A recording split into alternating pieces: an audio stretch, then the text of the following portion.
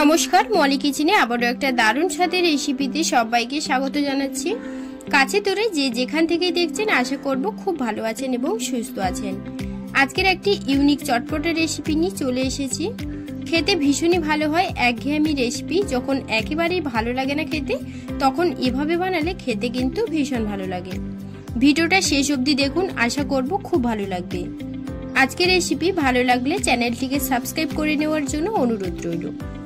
তো 100 গ্রাম ছোলার ডাল আমি 3 থেকে 4 ঘন্টার জন্য ভিজিয়ে রেখেছিলাম। আপনাদের হাতে টাইম থাকলে সারা রাতের জন্য ভিজিয়ে রাখতে পারেন। তো এখন একটা মিক্সারে ডালটা দিয়ে দেব। ডাল দেওয়ার পর দিয়ে দেব 3 টুকরো আদা স্লাইস। এরপর দিয়ে দিচ্ছি 3টে কাঁচা লঙ্কা কুচনো। তারপর একটা টমেটো কুচিও দিয়ে দিচ্ছি, কিছুটা ধনেপাতা আর একদম চপ করে রাখা পেঁয়াজ কুচি দিয়ে দিচ্ছি।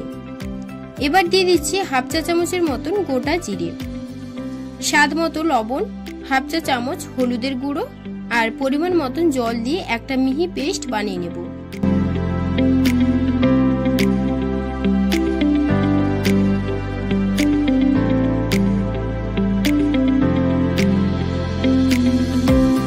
তো দেখুন ডালটাকে ভালো করে ব্লেন্ড করে নিয়েছি। আর এখন তাওয়াতে 3 চামচের মতন তেল দিয়ে দেব।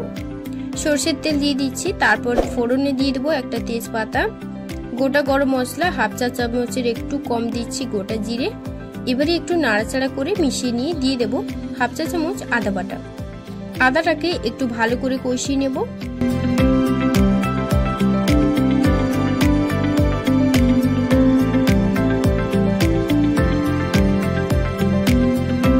এরপর আদাটাকে ভালো করে কষিয়ে নেওয়ার পর দিয়ে দেব একটা মিডিয়াম সাইজের পেঁয়াজ কুচি। পেঁয়াজটাকে একটু ভালোভাবে ভেজে নেব। এবার পেঁয়াজের কালারটা যখন ব্রাউন কালার হয়ে আসবে, তখন আমি কিছু মশলা এর মধ্যে অ্যাড করব। তার জন্য প্রথমে দিয়ে দেব হাফ চা চামচ হলুদের গুঁড়ো, পরিমাণ মতো লবণ, হাফ চা চামচ জিরের গুঁড়ো আর ঝালের জন্য হাফ চা চামচ লঙ্কার গুঁড়ো আর সামান্য জল দিয়ে মশলাটাকে ভালো করে 5 মিনিটের মতন কষিয়ে নিতে হবে। ফ্লেমটাকে একদম মিডিয়াম টু লোতে রেখে মশলাটাকে ভালোভাবে কষিয়ে নেব।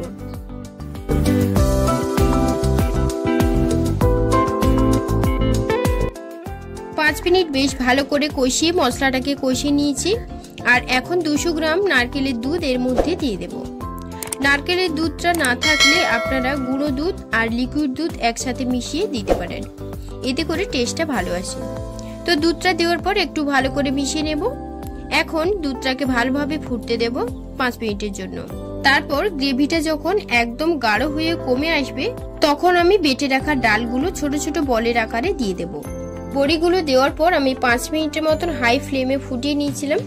এরপর যখন বড়িটা শক্ত ভাব হয়ে আসবে, তখন আমি এর মধ্যে দিয়ে দেব কয়েক টুকরো টমেটো কুচি আর দিয়ে দিচ্ছি 2 থেকে 3টে চিরা কাঁচা লঙ্কা। তারপর দিয়ে দেব ধনেপাতা কুচি আর গরম মশলার গুঁড়ো আর হাফ চা চামচের মতন দিয়ে দিচ্ছি ঘি। এরপর নাড়াচাড়া করে নামিয়ে নেব। দুর্দান্ত স্বাদের এই রেসিপিটা অন্তত একবারের জন্য বাড়িতে বানিয়ে দেখবেন, খেতে ভীষণ ভালো হয়। ভাতের সাথে তো দারুণ লাগে খেতে, তবে যদি পরোটা, রুটি, লুচি এসবের সাথে খাওয়া যায় তবে কিন্তু আরো ভালো লাগে খেতে। আশা করব আজকের পর্বের রেসিপি আপনাদের অনেক ভালো লেগেছে। রেসিপি ভালো লাগলে লাইক ও শেয়ার করে রাখবেন এবং রেসিপি ভালো লাগলে চ্যানেলটিকে সাবস্ক্রাইব করে অল অপশনে ক্লিক করে রাখবেন, তাহলে নিত্য নতুন রেসিপিগুলো আপনাদের কাছে খুব সহজেই পৌঁছে যাবে। আর বাড়িতে বানালে সেটাও আপনারা অবশ্যই কমেন্টে জানাবেন যে খেয়ে আপনাদের কেমন লাগলো। ভিডিওটা শেষ পর্যন্ত দেখার জন্য আপনাকে অসংখ্য ধন্যবাদ। আজকের মতো ভিডিওটা এই পর্যন্ত। সবাই খুব ভালো থাকবেন, সুস্থ থাকবেন।